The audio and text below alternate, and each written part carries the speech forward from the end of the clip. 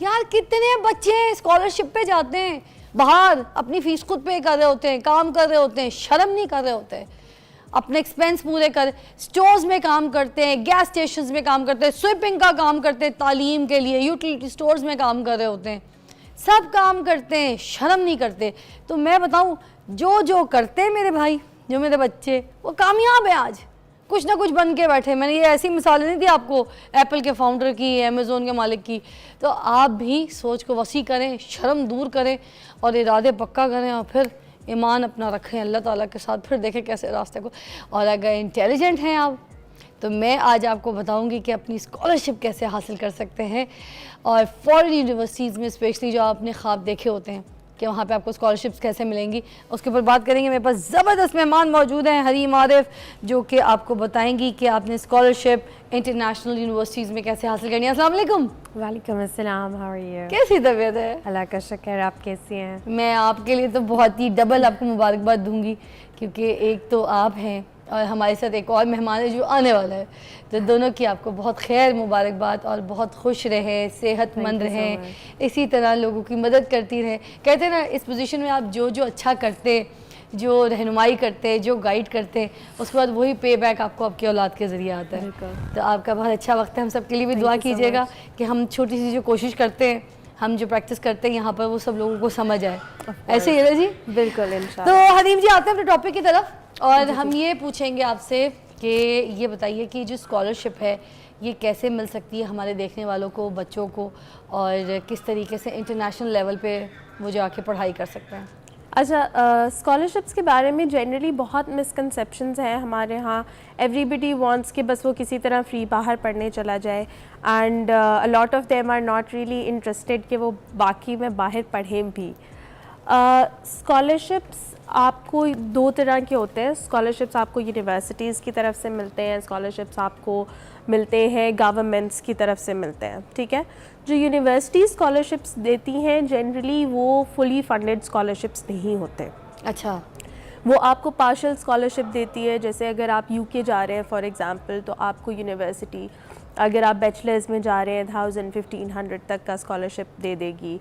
आपको मास्टर्स के लिए जा रहे हैं तो 2000-2500 तक का स्कॉलरशिप जनरली आपको इतना मिल जाएगा। अगर for example one of the top ranked universities, in fact the number 1 university in Ireland, Trinity जो है, उन्होंने 7000 का वो बेंचमार्क रखा हुआ है स्कॉलरशिप का। अभी तक हमारे यहाँ 5000 यूरोज़ तक का स्कॉलरशिप उन्होंने किसी को अवॉर्ड किया है, विच डज़ नॉट कवर एवरीथिंग, ठीक है। हाँ, आपको थोड़ा सपोर्ट हो जाता है। एंड बहुत दफ़ा स्टूडेंट्स ये स्कॉलरशिप्स विन करते हैं, बाहर जाते हैं, वो साथ बिकॉज उनको वर्किंग आवर्स अलाउड होते हैं, they work and they simultaneously study, और फिर वो अपने अखराजात खुद पूरे करते हैं, ठीक है। फिर कुछ आपके स्कॉलरशिप्स होते हैं जो फुली फंडेड होते हैं। जैसे वो यूजुअली जो स्कॉलरशिप्स होते हैं वो गवर्नमेंट्स की तरफ से होते हैं। आपके पास यहाँ पे लोकली भी HEC भी स्कॉलरशिप प्रोवाइड करता है। फिर उसके बाद आपके पास फुलब्राइट स्कॉलरशिप है जो US गवर्नमेंट की तरफ से है, वो USEFP यहाँ पाकिस्तान में देता है। USEFP की तरफ से मिलते हैं, United states education foundation Pakistan, ठीक है। और उसके अलावा जैसा अगर आप UK आजकल ओपन भी हैं शेवनिंग के स्कॉलरशिप्स, अगर आप UK जाना चाह रहे हैं तो शेवनिंग स्कॉलरशिप्स हैं, आप उसके थ्रू अप्लाई कर सकते हैं। अभी भी सेम क्राइटेरिया यूरोप से अलग होने के बावजूद UK की यूनिवर्सिटीज़ का? Sorry, come again. यूरोप से अलग होने के बावजूद UK का भी क्राइटेरिया यही है यूनिवर्सिटीज़ का? जी जी, जो शेवनिंग जो यूरोप के स्कॉलरशिप्स हैं वो अलहदा हैं, ठीक है। जिस तरह आप अगर जर्मनी जाते हैं तो डाड के स्कॉलरशिप्स हैं, वो आपको मिलते हैं, वो फुली फंडेड, वो इस तरह से होते हैं कि आपको एक मंथली स्टाइपेंड मिलता है अबाउट 930 अराउंड यूरोज़ का पर मंथ। अगर आप जो है वो 2 इयर्स डिग्री के लिए जा रहे, मास्टर्स के लिए जा रहे हैं, और अबाउट 1300 पर मंथ मिलता है अगर आप डॉक्टोरल स्टडीज़ के लिए जा रहे हैं, PhD के लिए जा रहे हैं। तो वो वेरी करता है फ्रॉम कंट्री टू कंट्री। अच्छा, ये जो फुल ब्राइट स्कॉलरशिप है ये हासिल करना कितना मुश्किल है? It's very competitive. About 4000 students को वो देते हैं, और उसके अंदर आप क्लिनिकल मेडिसिन के अंदर they don't give Fulbright scholarship. उसके अलावा दे हैव अ लिस्ट कि आप इन यूनिवर्सिटीज़ में अप्लाई कर सकते हैं तो आपको जो है वो फुलब्राइट स्कॉलरशिप मिलेगा। यूजुअली आपका फुलब्राइट स्कॉलरशिप जो है वो टुवर्ड्स नवंबर ओपन होता है और फरवरी में उसकी डेडलाइन होती है। और ये वाले जो स्कॉलरशिप्स हैं, जैसे मैंने शेवनिंग कहा फॉर यूके या फुलब्राइट है फॉर यूएस, इसमें अगर आप फॉर एग्जांपल इस साल अप्लाई करते हैं तो आप नेक्स्ट ईयर जाएंगे पढ़ने के लिए। अच्छा, क्यों? बिकॉज उनका जो सारा प्रोसेस है वो इस तरह से है कि अभी जो डेडलाइन गुजरी है 28 फेब थी 2024 में। उसके बाद once you have submitted your application and documents and everything, उसका रिव्यू होता है, रिव्यू प्रोसेस ख़त्म होता है सम टाइम इन इस जुलाई। तरह से साल बर्बाद नहीं हो जाता है स्टूडेंट्स के, like they are going for this scholarship and stuff for this studies, तो उनका साल एक वेस्ट तो होगा because as per they planned कि उन्होंने ये काम इस क्राइटेरिया डेट तक कंप्लीट करना है डेडलाइन में, and then they have to join some company, father की कंपनी है, टेक ओवर करना है, कोई जॉब करनी है, किसी और जगह ट्रैवल करना है, मूव होना है, देन डोंट यू थिंक ये पूरा एक साल का वेस्ट है? तो पीपल लाइक तो वो उस पूरे साल में they should ideally get some work experience, कुछ पाने के लिए कुछ करना पड़ता है, दैट काइंड ऑफ थिंग। तो अगर आपको वो फुली फंडेड स्कॉलरशिप इस तरह से होता है कि आपकी ट्यूशन फीस उसमें कवर होती है, आपकी जो भी एकेडमिक बुक्स वगैरह होती हैं वो कवर होती है, आपका ट्रैवल अलाउंस उसके अंदर कवर होता है, लिविंग एक्सपेंसेस उसके अंदर कवर होते हैं। तो आपको ये सारा स्टाइपेंड मिलता है, तो it's very easy for you. हाँ, ये है कि उसकी कुछ रिक्वायरमेंट्स हैं, मतलब ये नहीं है कि आपने फुलब्राइट स्कॉलरशिप लिया, आप यूएस गए और वहीं रह गए, you can do that, you have to come back. हाँ, और आप वापस आके पाकिस्तान में सर्व करेंगे। जितनी आपकी ड्यूरेशन थी इसकी कोर्स की, मतलब अगर आपने 2 साल का कोर्स किया है तो आपके लिए मैंडेटरी है कि आप वहाँ से अपनी होम कंट्री में वापस आएंगे, इन दिस केस पाकिस्तान में आप वापस आएंगे, और उसके बाद आप 2 साल एटलीस्ट पाकिस्तान में सर्व करेंगे। अच्छा। और आप फुलब्राइट जब स्कॉलरशिप के लिए अप्लाई करते हैं, जब आप वो विन करते हैं, आप HEC के साथ एक बॉन्ड साइन करके उसके बाद जाते हैं। अच्छा, तो ये नहीं है कि आप वहाँ गए और उसके बाद आप गायब हो गए और ये वो 2 साल के लिए वापस वो आपको भेजते भी हैं कि यहाँ पर अपने ठीक है सर्व करें exactly, and then you Chevening में भी यही है। शेवनिंग के स्कॉलरशिप इंटरनेशनल लेवल पे आप कैसे हासिल कर सकते हैं और कौन कौन सी ऐसी यूनिवर्सिटीज़ हैं जो क्या प्लान दे रही हैं और क्या फैसिलिटेट कर रही हैं स्टूडेंट्स को? तो मेरे पास हरीम क्या बता रही थी आपके, फिर 2 साल सर्व करना है हमने यहाँ पे, वापस यूनिवर्सिटी जो है वो भेज देती है, उसके बाद फिर क्या प्रोसेस है? नहीं, आपकी एक दफ़ा स्टडीज़ ख़त्म हो गई, then you have to return to your home country. आप अपने जो पाकिस्तान वापस आएंगे, आकर पाकिस्तान में सर्व करेंगे। जिस तरह शेवनिंग है, जैसे कि अगर आप फॉर एग्जांपल नहीं सर्व कर रहे यहाँ आकर, इन योर वहीं रहना चाहते हैं, वहीं काम करना चाहते हैं, तो आप वो पेमेंट कर दें जो स्कॉलरशिप की अमाउंट है। अच्छा। तो बिकॉज ब्रेन ड्रेन आम ज़बान में ये इस तरह से है कि आप एक मुल्क में रहते हैं, उसके सारे रिसोर्सेज यूज़ करते हैं, सारी ज़िंदगी आपने पाकिस्तान से लिया, खाया, सारा कुछ किया, आपने इवन बेसिक एजुकेशन भी यहाँ से हासिल की, एंड आपने मुल्क के रिसोर्सेज यूज़ किए, और उसके बाद जब मुल्क को सर्व करने का टाइम आया आप बाहर चले गए। ठीक है, तो ये वाली चीज़ को generally is not very looked kindly upon के बहुत अच्छे से नहीं देखा जाता।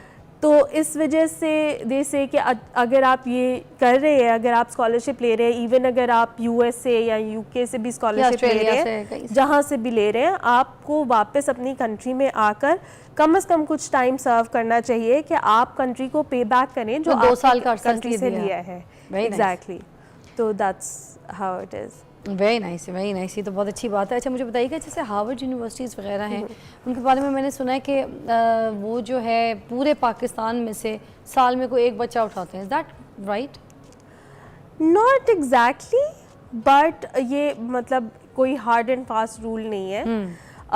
स्कॉलरशिप्स उनके भी होते हैं, अगेन वो पूरे फुली फंडेड स्कॉलरशिप्स नहीं होते, उसकी एक अमाउंट होती है, अब to $10,000 की अमाउंट होती है जो वो देते हैं इन स्कॉलरशिप, बाकी you have to manage your self.